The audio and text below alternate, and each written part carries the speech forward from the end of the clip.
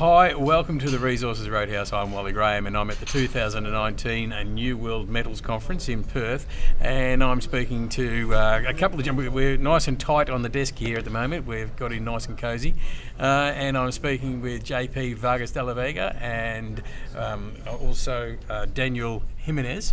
Now, guys, you are working with Galan Lithium. JP, you're no stranger to the Roadhouse. You've been with us, you've spoken with us many times over the last year or so about your lithium brine projects over in Argentina. There's been a little bit of action over there. You've got a couple of projects on the go over there. Instead of me pretending I know what I'm talking about, I'll let you go. And can you please let us know what's happening in Argentina? Yeah, we're delighted to start with. Thanks, Wally, to have Daniel with us. He just came from Chile, arrived last Sunday, and we've been touring Australia now in Perth, and it's been good to be able to show Daniel where we've been and who we are, and actually the people here in Perth. So it's been a really good time. In terms of Galan, the advances that we have had, they're quite significant. Early in October, we released our maiden resource statement for Candelas, and that came better than expected. A high grade and a larger resource. So that prompted us to start thinking about pre-feasibility study that we started doing some work.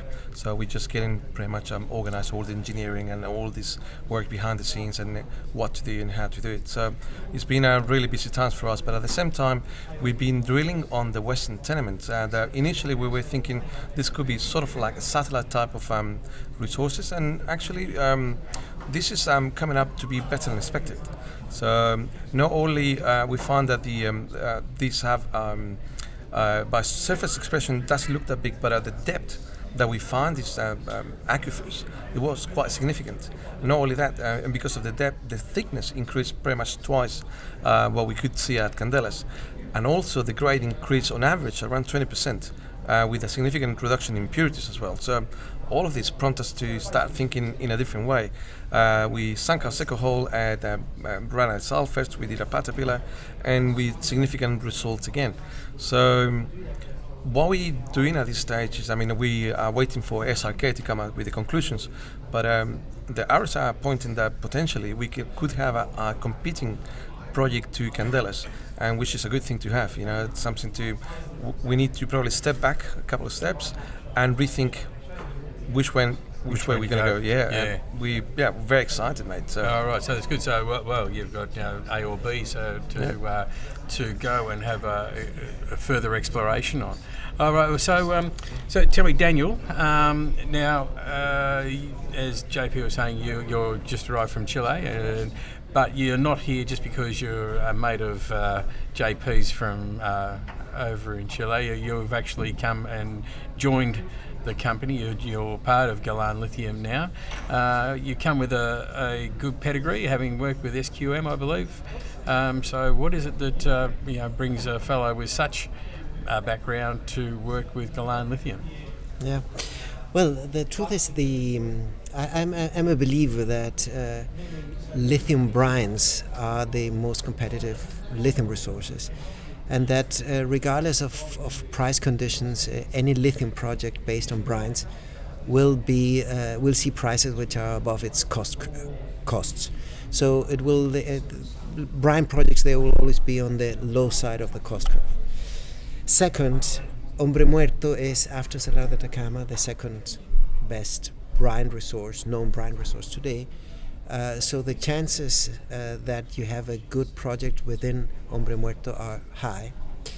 And the third thing is results. The brine concentrations, the lithium concentrations, Galan has discovered in areas which were outside the most prospective areas to explore to, are quite impressive, and I think that will increase the chances of Galan becoming a very competitive resource. And maybe if we want to be very optimistic, it could be the best lithium resource in Argentina. All right. Well, so obviously the runs are on the board, so to speak, to attract you over to Galan to work on the project.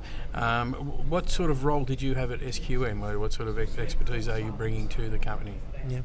Well, I was involved 20 years in lithium at SQM, primarily on the commercial side. I was in total for 10 years the commercial vice president for the iron and lithium business of SQM. But I also have years of involvement on the exploration side. So I've been involved in lithium most of my professional career, so I breathe and think lithium.